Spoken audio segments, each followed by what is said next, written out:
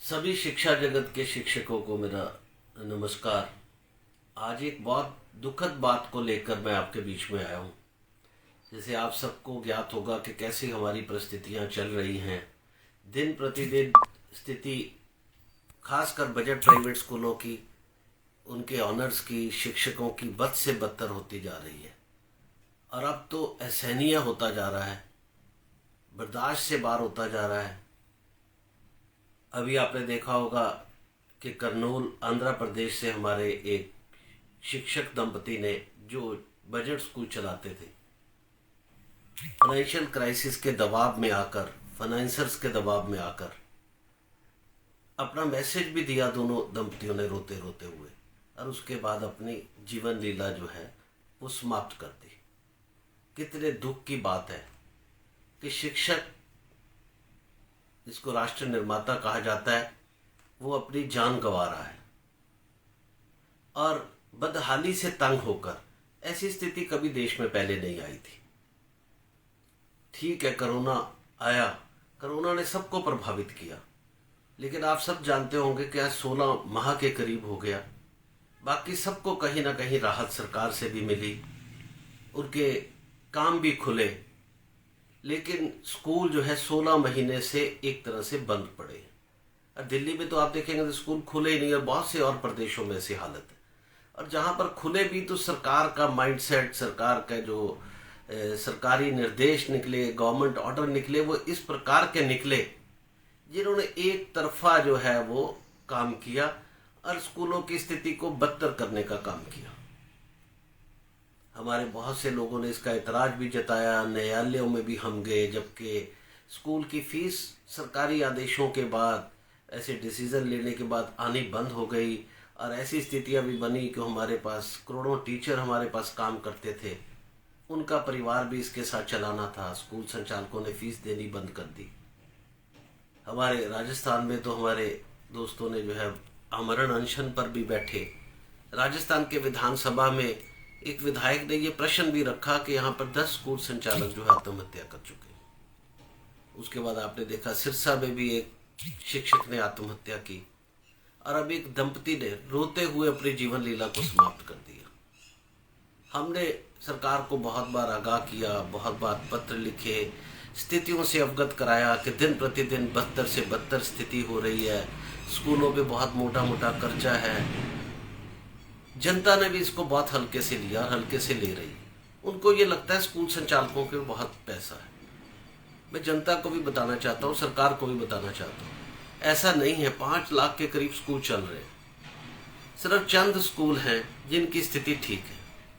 पूरे देश में 8-10 हजार स्कूल ऐसे होंगे जिनकी स्थिति सही है। ज़्यादातर स्कूल ग्रामीण क्षेत्रों में चलते हैं, वो CBSE स्कूल भी है, और छोटे छोटे इलाकों में चलते हैं, छोटे छोटे स्कूल चलते हैं।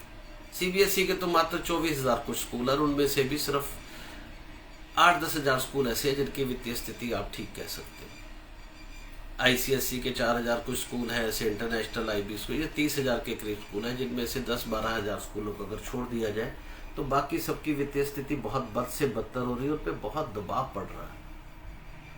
छोटे से छोटे स्कूल पर भी 15 से 20 शिक्षक हैं।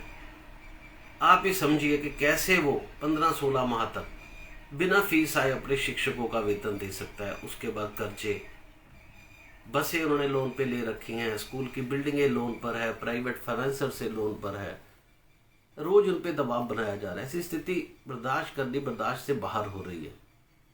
और बहुत लोगों से जब बर्दाश्त से बाहर हुई तो ये घटनाएं हुई, और अब तो जो करनूल में घटना हुई उसने सबको झकझोर कर रख दिया। हम लगातार निर्मला सीतारमण जी को भी पत्र लिख रहे हैं। हमने निशंक जी, हमारे पूर्व शिक्षा मंत्री थे, उनको पत्र लिखे। हमने प्रधानमंत्री जी को पत्र लिखे, हमने राष्ट्रपति जी को पत्र लिखे, हमने गृह मंत्री जी को पत्र लिखे। देश का कोई ऐसा व्यक्ति नहीं होगा जिसको हमने अपनी स्थिति से आगाह नहीं कराया, और इन स्थितियों का पहले ही उनको हमने ज्ञान ना कराया हो। हमने अभी सांसदों को मिलकर भी इससे अवगत कराया, केंद्रीय मंत्रियों से मिलकर भी अवगत कराया। अभी हम केंद्रीय रक्षा मंत्री जी से भी मिले। तो हर व्यक्ति को हम अपनी व्यथा बता रहे हैं कि जो बजट स्कूल्स हैं उनकी अवस्था बद से बदतर हो रही है और बर्दाश्त से बाहर हो रहा है। मेरी अपनी शिक्षा जगत के लोगों से भी अपील है, ठीक है आपकी कुछ स्कूलों की अवस्था ठीक होगी, चंद लोगों की अवस्था ठीक होगी, लेकिन अपने उन साथियों की भी आप फिक्र करें जिनकी अवस्था बद से बदतर है। आप उनका साथ दें, आप भी उनकी आवाज़ में आवाज़ मिलाएं, अन्यथा इस तरह की परिस्थितियां बढ़ती जाएंगी। अब शायद बहुत लोग हमें बताते हैं कि हमारे बर्दाश्त से बाहर हो रहा है, नहीं उनसे सहन हो रहा। तो मेरी अपनी सभी शिक्षकों से भी अपील है कि सब एकजुट होकर स्वर मिलाएं और किसी की व्यथा को अपनी व्यथा समझे, किसी के दुख को अपना दुख समझे। हो सकता है आप दुखी नहीं है, बहुत अच्छी बात है कि ईश्वर ने आपको सही अवस्था में रखा है, लेकिन अपनी बिरादरी का साथ दे, अपने शिक्षकों का साथ दे। आप साथ देंगे तभी ये लोग बच पाएंगे, अन्यथा आने वाले समय में बड़े दुष्परिणाम देखने को मिल सकते हैं। मैं अपने पत्रकार जगत के साथियों से भी अपील करता हूं हाथ जोड़कर कि आप भी हमारी आवाज को उठाएं। बात सिर्फ फीस की नहीं है। लोग सोचते हैं स्कूल फीस मांग रहा है, स्कूल की 2-2 ढाई साल से फीस नहीं आ रही। कैसे वो अपने शिक्षकों का वेतन देगा, कैसे वो अपने बसों की ईएमआई देगा, कैसे वो अपने लिए हुए कर्जों को उतारेगा। सरकार की तरफ से तो कोई भी राहत नहीं आ रही है। अभिभावक भी इस बात को समझे, बहुत सारे अभिभावक साथ भी दे रहे हैं। मैं दूसरे अभिभावकों से भी अपील करता हूं कि इसको अन्यथा मत ले, फीस से मत, सिर्फ फीस से मत जोड़े। फीस के साथ टीचरों का वेतन भी जुड़ा हुआ है, बैंकों की ईएमआई भी जुड़े हुए हैं, प्राइवेट फाइनेंसर्स के पैसे स्कूल संचालकों ने ले रखे, उनसे बहुत दबाव आ रहा है। इसलिए मेरी आप सबसे अपील है कि ऐसी घटनाएं और ना हो, इस घटनाओं से हम सबक लें और अभिभावक भी इस बात में साथ दें। सरकार ने एक पत्र निकाल दिया, जो सक्षम है वो फीस दे, जो सक्षम नहीं है वो फीस ना दे। तो जो सक्षम अभिभावक भी थे, गवर्नमेंट एम्प्लॉइज भी थे, उन्होंने भी स्कूलों को फीस नहीं दी। और ये कहा जा रहा है, हम फेसबुक पे, सोशल मीडिया पे जब बात रखते हैं तो वो कहते हैं नहीं स्कूलों को तो बहुत फीस आ रही है। सरकार इसका मूल्यांकन कराए। हमने बार बार कहा है कि सरकार एक सर्वे इसका करवाए। नीसा अपनी तरफ से ये सर्वे करवाने की शुरुआत नीसा ने करती है, लेकिन सरकार को खुद भी सर्वे करना चाहिए। सरकार को तो अपनी जिम्मेदारी भी निभानी चाहिए। हम भी उनके नागरिक हैं। एक तरफा फैसला जैसे अभी दिल्ली सरकार ने और प्रदेश सरकारों ने भी किया कि अगर स्कूलों पे किसी पेरेंट्स ने फीस देनी भी है तो वो बिना एसएलसी के जो है दूसरे स्कूलों में आ जाए। ऐसे से क्या अव्यवस्था फैल रही है, स्कूलों को पैसे नहीं आ रहे, कर्जदारों का दबाव उन पे बढ़ता जा रहा है। तो क्या सरकार का फर्ज नहीं बनता कि ऐसे में बजट स्कूलों की भी मदद करे?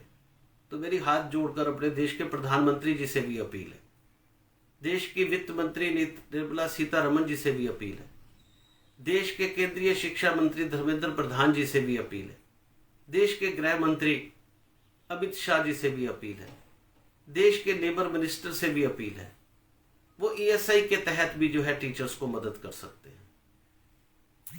और एक स्पेशल पैकेज भी स्कूल वालों के लिए, ऐसे स्कूलों के लिए, मैं नहीं कहता कि सभी स्कूलों की मदद करें, लेकिन जो कर्जे के तले दबे हैं उनको सॉफ्ट लोन्स दिए जा सकते हैं ताकि उन पे कर्जों का दबाव जब तक कोविड है वो कम हो और वो इस तरह की घटनाएं जो है ना बढ़े, कोई आत्महत्या ना करे, कोई अपने परिवार को छोड़कर ना जाए। इसलिए मेरी आप सबसे अपील है, सभी शिक्षकों से खास करके अपील है, पत्रकार जगत से अपील है और अभिभावकों से अपील है, अपने नेताओं से अपील है कि कृपया इसकी ओर ध्यान दें और तुरंत इस पर एक मीटिंग बुलाकर इस पर चिंतन मंथन करें ताकि ऐसी घटनाओं की पुनरावृत्ति ना हो और कोई इस प्रकार रोते रोते इस जगत को छोड़कर ना जाए। धन्यवाद।